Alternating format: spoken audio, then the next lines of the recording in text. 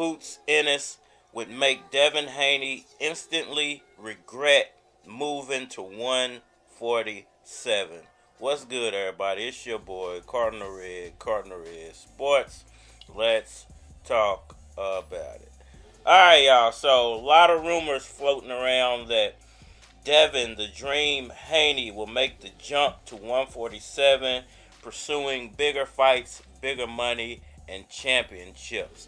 I just want to give my 555 nickel on what's being said for anybody listening. If Bill and Dev pick the right opponents for 47, especially now that Crawford may vacate titles, then it'll be a good business move and legacy move. If he's going for legacy, go after a belt and go for the weakest link. I'm hoping he doesn't go that route with Boots. No disrespect to Dev and Bill. I just don't think Dev there's zero to little qualities that he would have that would benefit him to fight Boots. Alright, y'all. So, man, I think it's crazy just to even think about Devin Haney making a jump from 135 to 140 to 147 really in 3 fights. It would be like less than 2 years. You know, that's a huge jump for any fighter, and it doesn't matter what level your skills are at.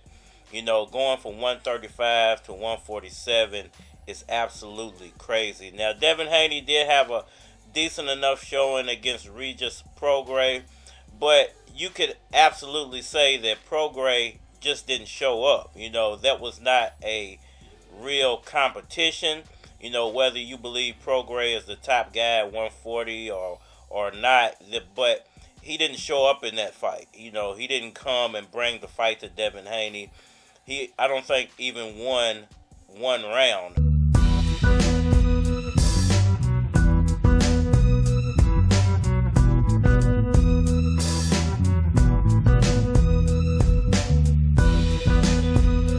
And I don't think one round was even competitive in that fight.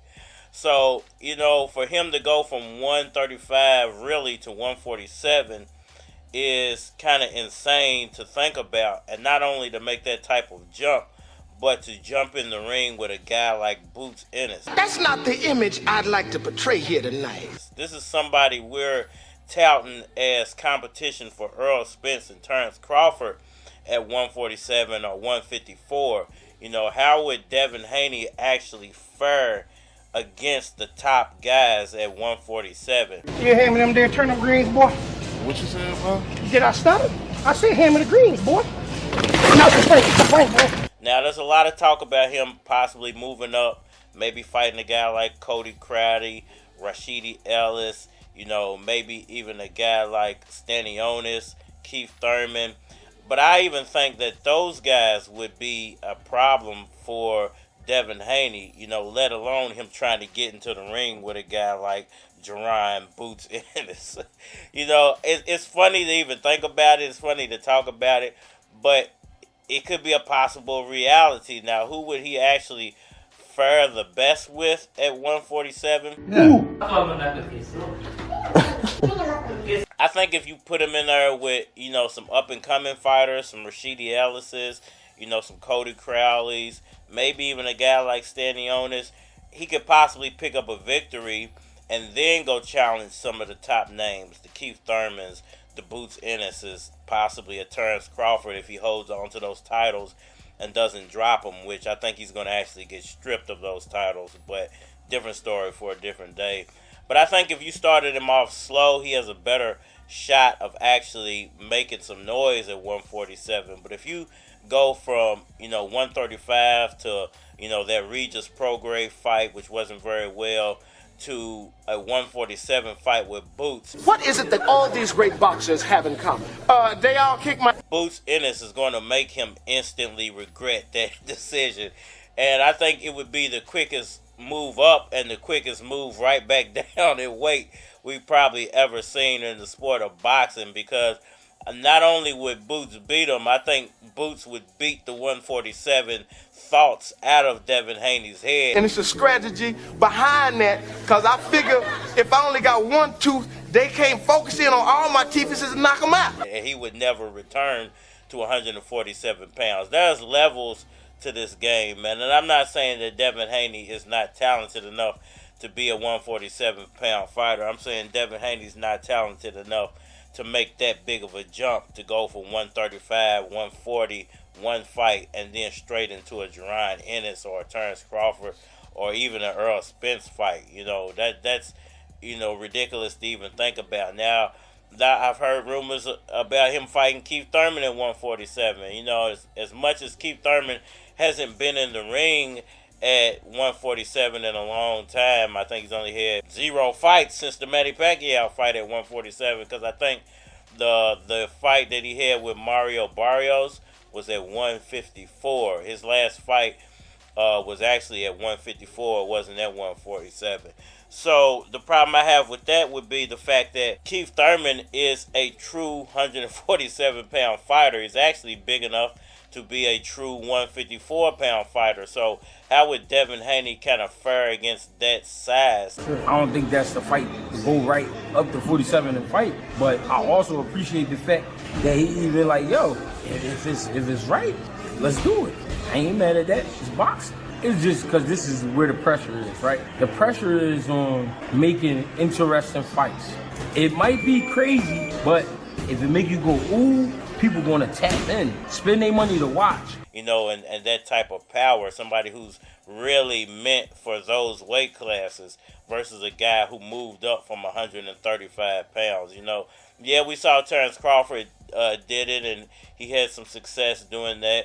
But Devin Haney's not Terence Crawford, and everybody's not built to make those type of jumps. But then I'm pretty sure you're going to have people say, well, Manny Pacquiao came from 107 pounds up to 154. He's probably the smallest professional boxer to ever do that. And he had a whole lot of success doing it. So why couldn't a guy like Devin Haney, who's actually bigger than Pacquiao, pull that off? I'm not saying he couldn't pull it off. I'm saying you would have to be insane to think that he can make that type of jump to a guy like Boots and actually beat Boots. I think Boots is the pinnacle of 147 at this point. I think if Earl Spence and Terence Crawford have their rematch, whoever wins that goes on to face maybe Jamal Charlo or Jamel Charlo, whichever one's there at 154. I can't always remember. I think it's Jamel Charlo, not Jamal. But goes on to challenge them or Tim Tszyu. Boots is the next big name at 147, and he's possibly the next big name at 154. What is Devin Haney going to do against a guy who's being touted as the next big thing? I don't think there's anything in his arsenal that proves that he can beat a guy like Boots right now. Now, once again, if he goes through those rankings of 147 and starts knocking people off, if he can go in there and take out Cody Crowley, then Rashid Ellis, and then maybe Stanionis, which would take maybe a year and a half, is Boots still around 147 in a year and a half, then I think that you have a chance for Devin Haney to actually really make some noise. If he can go up there, beat a few guys, collect some titles, some lower level titles, and Boots exits the division, I think then Devin Haney would actually make some noise. But if he goes up there and tries to mess around or try to pull a quick, I'm going to get a championship belt out of Boots type of move, he's going to get beat to sleep and he's going to have to move back down or possibly retire. The only people you don't shed is your family, but sometimes you got to shed them as well. You got to give them space. Some people don't evolve at the same pace. That's why I smoke weed. The ideas that I have, they don't realize themselves for decades. But people constantly want to be stuck on the Titanic knowing it's going to hit an iceberg just because they're used to it. Patterns hypnotize people. When you put something, pause, in someone's face every day, all day, they don't know any better. Even if it doesn't feel right, they do what they're told. Like, look at the way the world is set up. We're taught to sit behind a desk for 8 hours a day while the sun is out, while we're children. so that we're prepared to do that when we become adults. Y'all let me know what y'all think about all that down in the comment section below. That like button for me. Share. Subscribe. Holler at me on all social media platforms, Facebook, Instagram, YouTube, Twitter.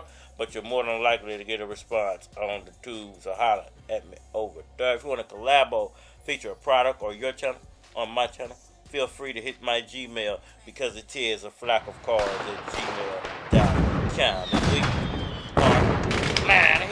First of all, we run through skirts abroad, squirting jaws and don't call them up tomorrow. Spitting hot flows on beats, put holes in seats.